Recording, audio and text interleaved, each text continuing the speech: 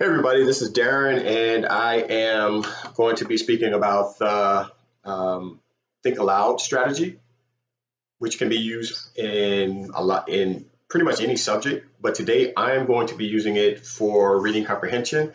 I'm going to read to my fifth grade class a poem from Langston Hughes from this book called Poetry Speaks. And the purpose of me using the Think Aloud strategy is for me to model for my students how a skilled reader comprehends the text. All right.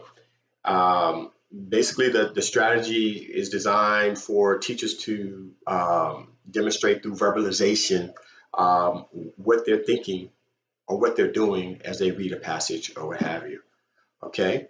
This is an outstanding strategy for students to use because, for one, it teaches them to monitor their thinking as they read and comprehend a text. It teaches them to reread the sentences or the sentence.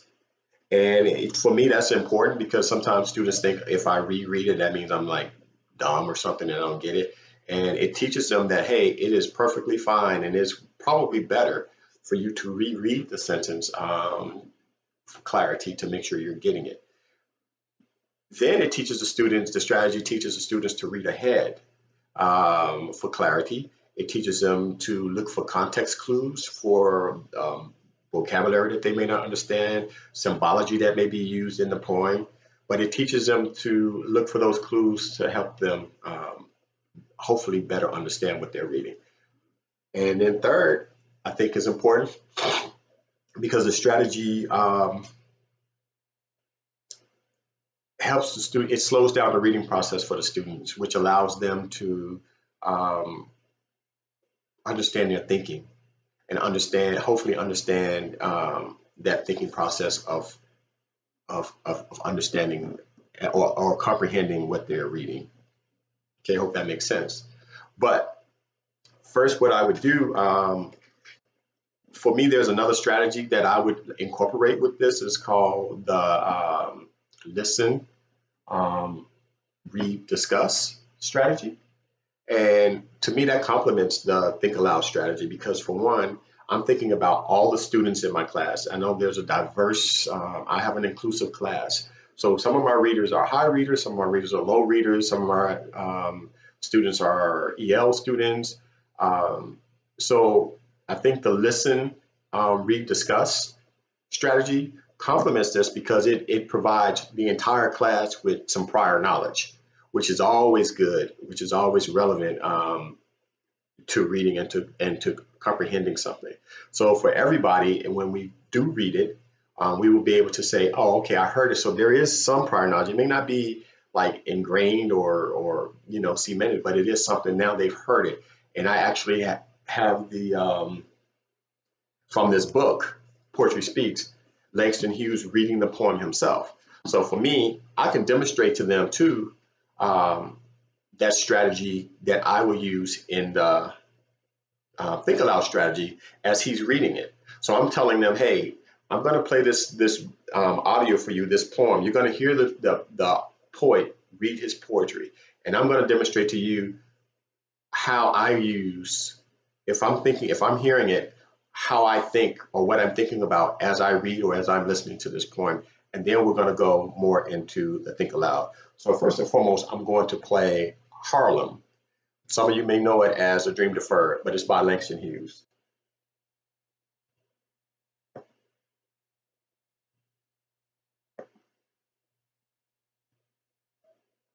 Here we go. The secret to writing right verse. That's not it. Master, but this is a positive man. What happens to a dream deferred? Deferred. What's he mean? Does it dry up like a raisin in the sun?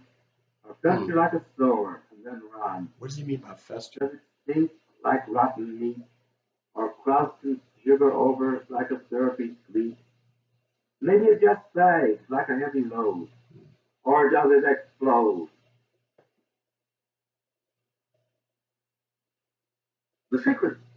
So basically, I wanted to play that for them so they can hear it. I was going to try and model that, but I wanted to play it so that the students can hear it and hear how the poet is reading it. All right. So now when I go into it, I'm going to use my think aloud strategy for those parts that are confusing, or like for the vocabulary that they may not know or that I may not know. Then I'm going to definitely use that verbalization. So as I read it, I'm going to, before I get into the reading, I'm going to explain that what the think aloud strategy is for the kids. So I'm going to explain to them that this strategy helps them to monitor their thinking. It helps them slow down their reading, so they can uh, think about what they're reading, and if and ask questions as they go, or confirm things or affirm things as they read that they may already know, and they say, oh, okay, I get it. Oh, okay, I don't understand this. So there are a series of questions that I would want to ask my students to think about as they go, which would be like, what do I know about poetry, or what do I know about Langston Hughes? um, what do I think I will learn from this poem? Do I understand what I just read, which is very important afterwards to make sure that you understand what you've read? Um, do you have a clear picture in your head about the information from this poem? Do you understand what the poem is saying? Do you is it clear in your head? And it's going to use, as you heard, it uses a lot of symbolism and analogies. So I want you to be able to understand, you make sure you understand what's being said. And what more can I do to understand this? If you're not understanding it, what more can you do to help you understand what you're reading, whether it be poetry or anything else? What do you need to do? What more can you do to assist yourself? What tools, other tools, dictionaries, the internet, what have you, tools that are there for you to help you understand. What's the most important thing, which is super important to you as a reader? You always have to understand it's when you read, you got to know what the meat of the text was about, or what's the most important thing that you were getting from that poem or from that piece. So that's very important. So keep that in your mind. And what new information did I learn? So you may or may not learn something significant, but what if you did? What new information? You learned something new. So what new did you learn? And how does it fit into what I already know? So I tried to help you out with playing a poem before, so you can hear it. In normal circumstances, I probably would play it once or twice, for more than once, so that you can hear it. But for this sake, I played it once. So how does it fit into what you already know? So that's asking you. You may have some things in your life that you want to do that you haven't done yet. And you're asking yourself, will I ever get it done? You hope you will. Is it something that's so far-fetched in your head that you feel you may not ever get it done, and maybe something you have to wait until you're an adult to do or whatever, and you're deferring that in those ways. But what happens to that in the long run? So those are things, relevance where we read this poem. Okay, so as I read it, I want you to give me a thumbs up, which is a click, or a thumbs down, which is a clunk, for things you don't understand. And I'll keep a note, and you make a note of things that you don't or do understand. Mark it on your paper so that we can go back to it. So I'm gonna model the click and the clunk. Okay, but it may not be. I will just put it with things where vocabulary and things and symbolism that I think you may or may not understand. And then I'll just go from there, and then we'll discuss it afterwards. So here we go. Harlem. What happens to a dream deferred? What does deferred mean? Does it dry up like a raisin in the sun? What does he mean by it? Does it dry up like a raisin? So let me start over. What happens to a dream deferred? Does it dry up like a raisin in the sun? Okay, so I think I'm getting it now. So he's asking what happens to a dream when you put it off. And then it looks like this may be a list of things that he's asking, does it do? Okay, so let's go. Does it dry up like a raisin in the sun? Or fester like a sore and then run?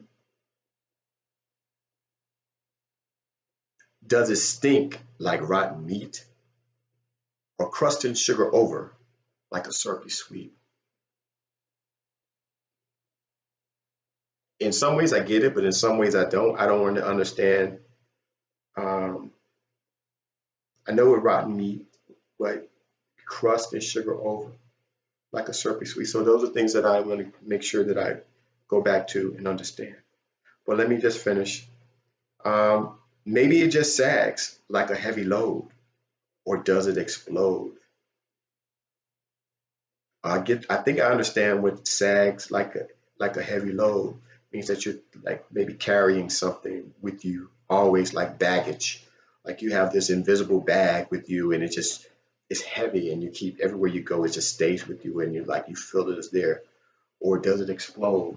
I don't think he means like an explosion in a sense of like a bomb exploding, but it just dissipates into air. It turns into dust and just everywhere. So that's me modeling for my students, um, what I'm thinking, or or the process that I'm going through as I read, and then I'll go back and look at those questions too. But after I read it, then I want them to sit down and read it again. We'll read it aloud again, and then I want them to think aloud with some of their thoughts. Show me how you're reading this poem, all right, and how you're trying to process this information and and comprehend what you're reading, and be able to explain to me what the main point was. Um, what are some of the others? What's the main point, and what are some of the things that what did you learn from it? What things can you do to help you understand it in the future? So those are the things that I would do with this Think Aloud strategy with the students. But again, the Think Aloud strategy is for teachers to use to demonstrate verbally their thinking process while they read for comprehension.